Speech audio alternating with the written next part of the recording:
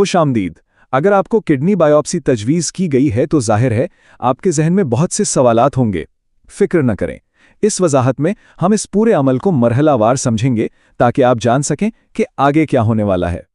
तो इस पूरे सफ़र को हमने 5 हिस्सों में तकसीम किया है। सबसे पहले हम ये समझेंगे कि आखिर ये बायोप्सी ज़रूरी ही क्यों है, फिर इसकी तैयारी कैसे करनी है, बायोप्सी वाले दिन क्या होता है, उसके बाद ठीक होने में कितना वक्त लगता है, और आखिर में नताइज और अगले इक़दामात क्या होंगे।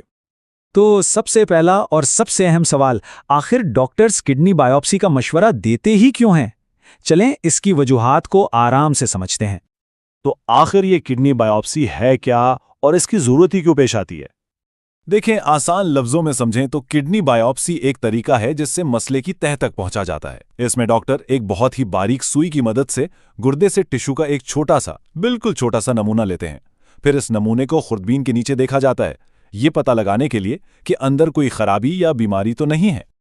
और ये छोटा सा नमूना ये कमाल की मालूमात देता है। इससे डॉक्टरों को न सिर्फ बीमारी की सही तशखीस में मदद मिलती है, बल्कि वो ये भी जान पाते हैं कि मसला कितना संगीन है। यही नहीं, इससे इलाज का मंसूबा बनाने में आसानी होती है, और अगर किसी का गुर्दा ट्रांसप्लांट हुआ हो तो ये देखने में भी मदद मिलती है कि वो ठीक से काम कर रहा है या नहीं। ठीक है, तो अब हम ये तो समझ गए कि बायोप्सी क्यों की जाती है। तो अब आते हैं अगले मरहले पर, यानी अस्पताल आने से पहले आपको क्या तैयारी करनी है। बायोप्सी से पहले आपकी मेडिकल टीम कुछ चीज़ों को यकीनी बनाएगी। एक आखिरी मशवरत के अलावा आपके खून के टेस्ट किए जाएंगे ताकि देखा जा सके कि खून जमने की सलाहियत ठीक है। बहुत ज़रूरी है कि ब्लड प्रेशर 140/90 से कम हो, इससे खून बहने का खतरा कम हो जाता है।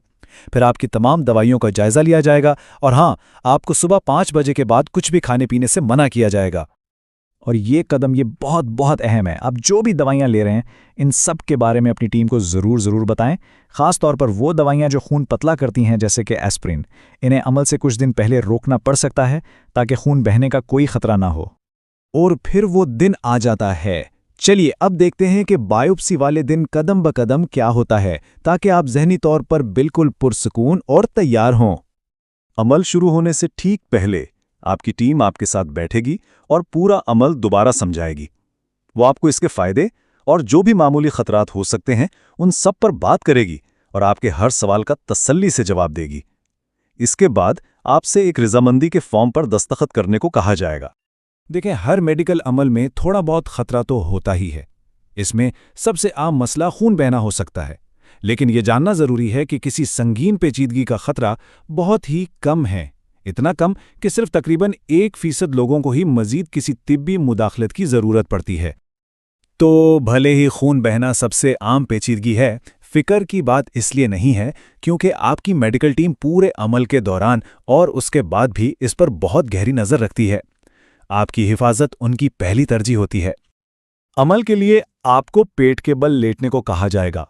आपकी कमर को अच्छी तरह साफ करने के बाद डॉक्टर इस जगह को सुन करने की दवा लगाएंगे। इससे आपको बस हल्की सी चुभन महसूस होगी और बस, उसके बाद आपको कोई दर्द महसूस नहीं होगा। फिर अल्ट्रासाउंड की स्क्रीन पर देखते हुए वो बहुत एहतियात से सुई को गुर्दे तक ले जाकर नमूना ले लेंगे। ये पूरा अमल, ये सुनने में शायद लंबा लगे, लेकिन दरअसल ये इतना तवील नहीं होता। आमतौर पर इसमें सिर्फ 30 से 40 मिनट लगते हैं। बायोप्सी मुकम्मल हो गई। अब शुरू होता है सेहतयाबी का मरहला। चले देखते हैं कि इसके फौरन बाद क्या होता है।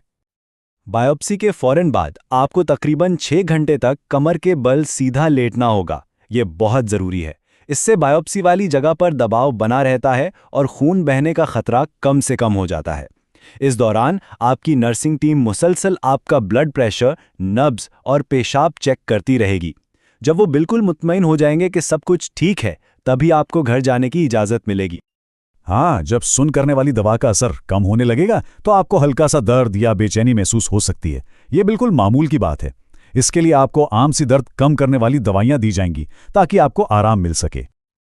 और अब आखिरी हिस्सा। चलिए बात करते हैं कि अस्पताल से घर जाने के बाद क्या होता है और आपको अपने नताइज कब तक मिलने की तवक्को है। घर पहुंचकर ये बहुत ज़रूरी है कि आप कम से कम 1 या 2 दिन तक पूरा आराम करें। इस दौरान कोई भी भारी काम करने, वज़न उठाने या वर्जिश करने से बिल्कुल परहेज़ करें।